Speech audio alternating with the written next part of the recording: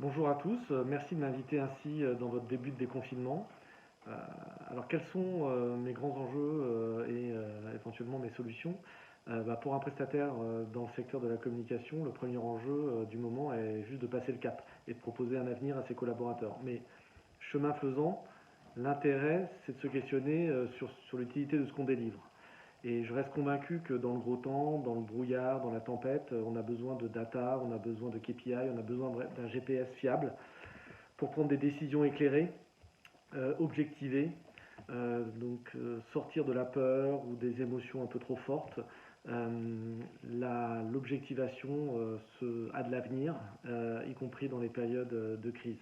Mais je voudrais profiter de ces quelques secondes, ces quelques minutes pour plutôt partager avec vous des enjeux ou des solutions que je constate dans les missions que je peux mener en ce moment.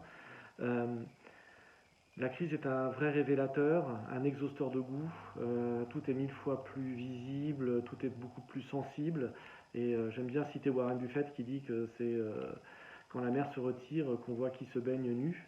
Et donc aujourd'hui, les choses sont très visibles. Et là, je pense notamment toutes les entreprises, aux dirigeants qui se sont projetés dans une raison d'être. Et là, je vois deux grands tests en ce moment pour cette raison d'être. Le premier test, c'est comment la raison d'être contribue à l'injonction de faire. Et donc, le premier test, c'est la raison d'être face à la raison de faire. Et puis très vite, dans les mois qui viennent, les enjeux économiques vont prendre le pas, la frugalité aussi. Et donc le deuxième test, ce sera la raison d'être face à la raison d'avoir. Est-ce qu'on va continuer à tenir le cap? Ça, c'est mon premier constat en ce moment dans cette période de crise, dans mes échanges avec les DIRCOM. Le deuxième est va peut-être vous paraître plus évident, mais néanmoins, je pense qu'il faut le poser. Euh, Vous êtes dans une phase où vous avez à gérer un atterrissage et dans le même temps un redécollage. En fait, ça porte un nom chez les pilotes de ligne.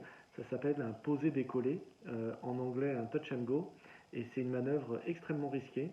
C'est une manœuvre qui est mille fois répétée dans les simulateurs. Et c'est ce que vous devez faire aujourd'hui et réussir. Et donc, réussir un atterrissage tout en se projetant, pas simplement dans le déconfinement, mais dans la phase de rebond, ça nécessite de l'audace, ça nécessite aussi d'avoir la capacité de penser à cet après tout en réussissant la première partie du mouvement, c'est-à-dire l'atterrissage. Et enfin, le dernier point qui pour moi est essentiel dans cette période, c'est le fait de prendre le pouls du corps social.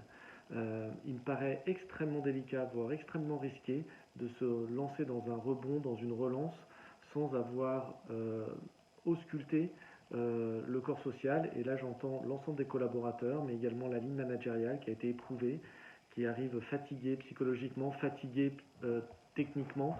Euh, Redémarrer la machine en trombe, c'est compliqué. Votre première ligne, votre deuxième ligne, votre troisième ligne, dans quel état elle est aujourd'hui et est-ce qu'elle est en capacité d'assurer cette phase de redécollage? Bref, je n'ai pas forcément de grandes réponses à apporter, mais ce que je vous invite à faire, c'est déjà d'instruire les bonnes questions. Merci beaucoup et à très vite dans la vraie vie.